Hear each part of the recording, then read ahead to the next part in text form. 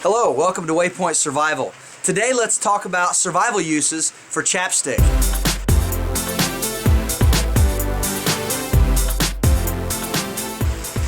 It seems that chapstick is something that people forget to pack in their survival kits, in their backpacks, and various and sundry items that they would consider for a survival use. But I believe that chapstick is one of those items that every person should have. It has multiple uses, and of course we always say in survival that everything that you pack should have at least 3 uses. And so I just have, you know, your standard chapstick tube. I have some Carmex here, and then also a tube of Blistex. And I just went to the store and bought some different things and decided that I would try out my ideas. And so I want to show you what that consists of today. Stay tuned. So one of the things that you can use chapstick for, we've got a couple of different tubes here. Here's some Chappies, and this is just a standard chapstick.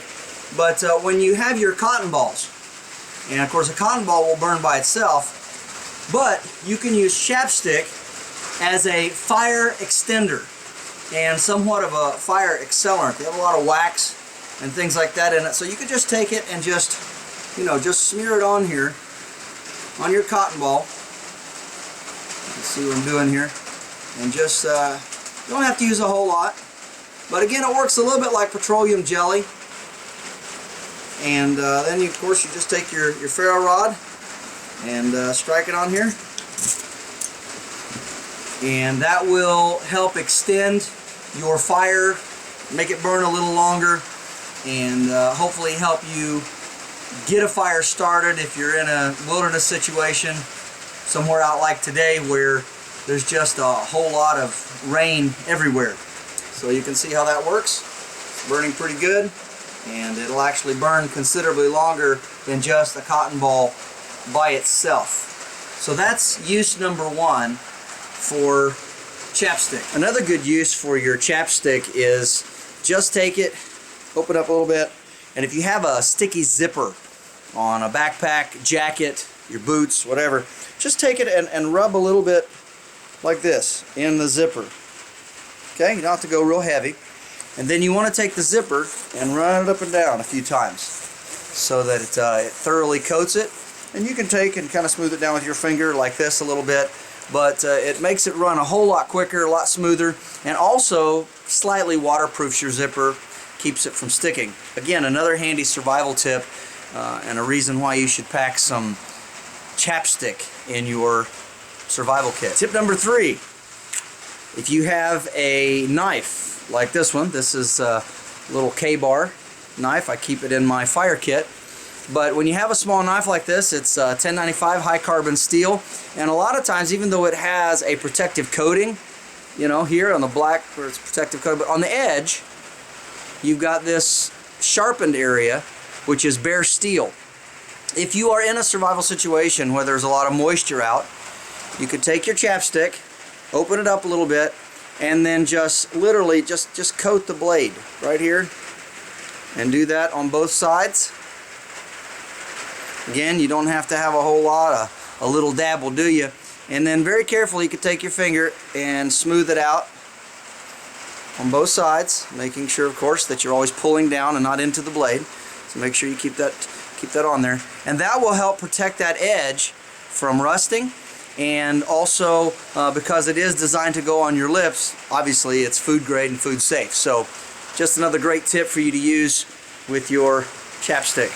Tip number 4, I use some Carmex tubes which are clear.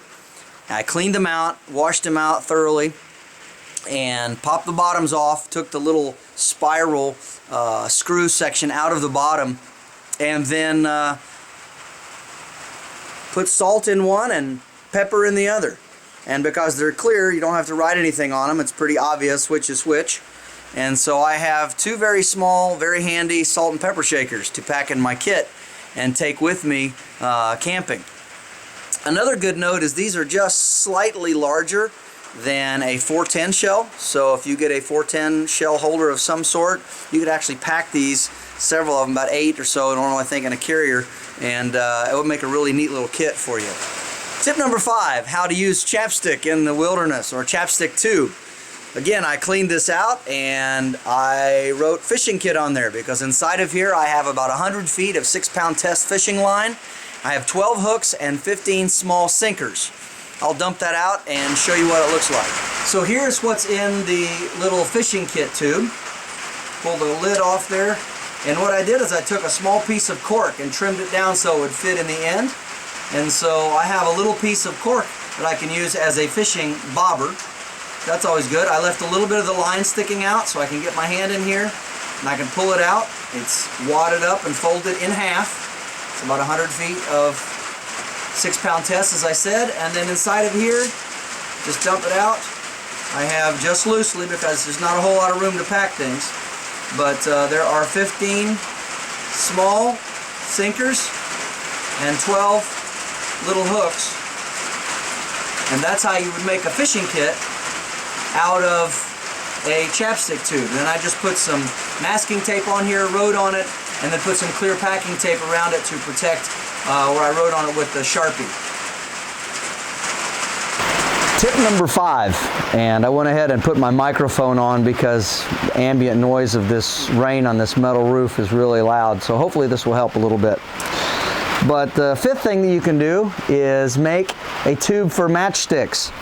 And so what I did is I took some small strike anywhere matches, and then also, if I can not drop them here, also a striker. I cut it off and put it in there with the striker to the outside of the tube. So there's the striker that goes to the outside. I bent it and curved it slightly. And then you could fit 12 of these smaller matches in here. I like the smaller ones. Again, if you're good with a match, you can light just as many fires with a small one as you can a big one. And it fits there. And another thing that made me extremely happy is a roll of duct tape went on there. That's a little over a foot of duct tape just rolled around the outside. It doesn't increase the outside diameter too much. And now I have an extra foot of duct tape, which of course, you know, duct tape can also be used as a fire starting extender or even a tinder by itself. So that's another great idea. Number 5 in ways to use a chapstick tube in survival. Survival uses for chapstick number 6. All right, so most people think of chapstick, you know, for your lips, keep them getting chapped, or if you are already chapped, to help them heal. But if you look carefully on these tubes, it has an SPF factor of 15, and some of them as high as 30. And so chapstick isn't just for your lips. You can use it on wind-chapped cheeks. If you have knuckles that are dry, or if you have fingers that tend to split, you know, in a survival situation, you're out doing stuff, you can use it that way.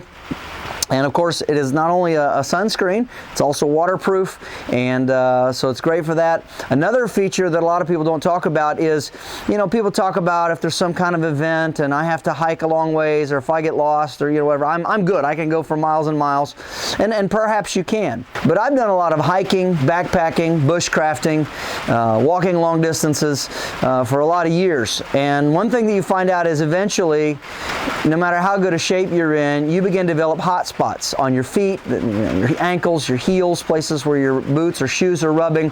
You can use this to make sort of a lubricant on that spot, so it really minimizes the amount of friction, and will help you keep from developing blisters, or will help a blistered area not get worse.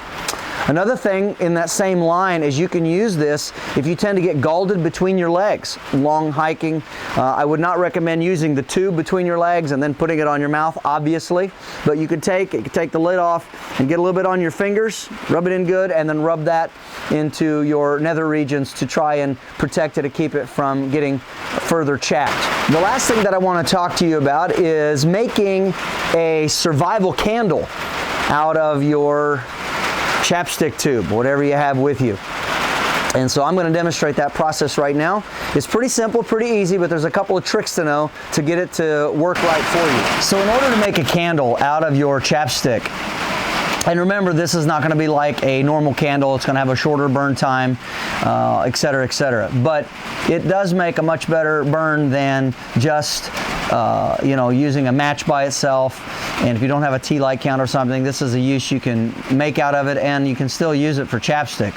But there's a couple of techniques here that I have learned. What you want to do is take, I've got a toothpick here, but you can use a stick, something small, it's a little twig, carve it, and you want to take and you want to poke it down inside here, beside your tube, not to the very center, because there's a little piece in here that's spiraled up, and so you want to stick it down here to the side. Okay, that's step one.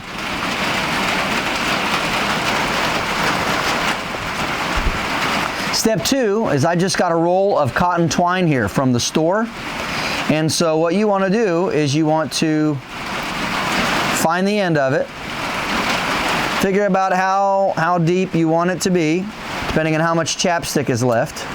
Then you want to cut just a little length, and this is 100% cotton, and you can get this just about anywhere. It's just 100% cotton twine.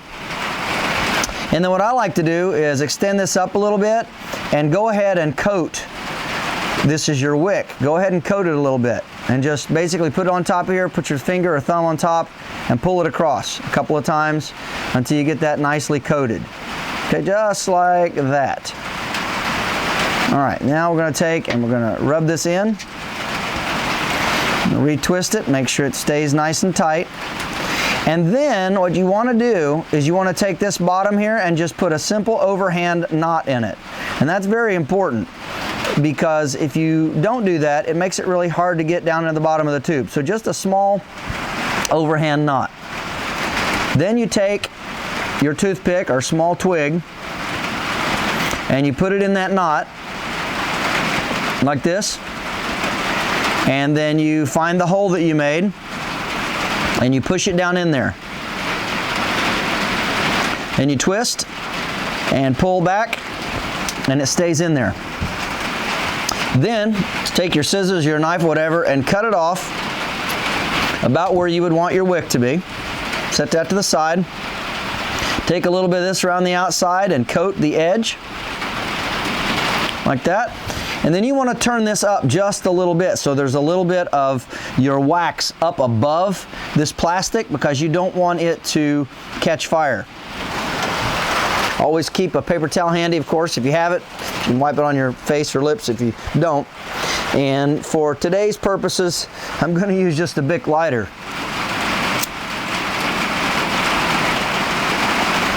And as you can see, it makes a pretty handy candle.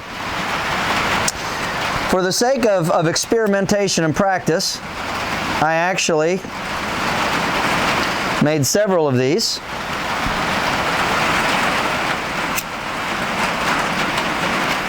Using different types of chapstick. And I was really curious to see which one would burn the best. And to be quite honest, just the standard old chapstick seems to have about the best of any of them. Here's a tip for you. When you are done with your lip balm or whatever it is and it's empty and you want to take this out to use it, take your screwdriver and wedge it in here real carefully. Again, watch your fingers, but try to get into this spot in between. It needs to be a small screwdriver. This one's almost too big. But you want to get it in there, and you want to very carefully pop this out. And what will come out is this right here. Okay? And this is what turns it up. So you want to make sure to push that all the way out. And then it will come out like this. And so you have this section here, and you want to get rid of this screwed in part. So you can use either your knife or a pair of scissors and just cut that off.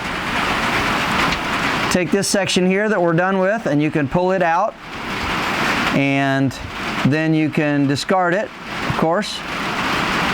That's our little bit of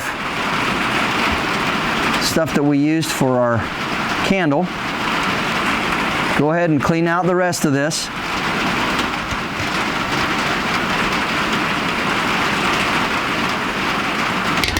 And then you can clean out the tube, because there is a little plastic piece. And now it's emptied. And then once you get all cleaned out, you just simply snap this back in place. And then, of course, put your lid back on. And you have your tube back. This is James Bender for Waypoint Survival. Please like, share, and subscribe, and make sure and press that bell button to stay notified of all of our upcoming videos, and we'll talk to you next time.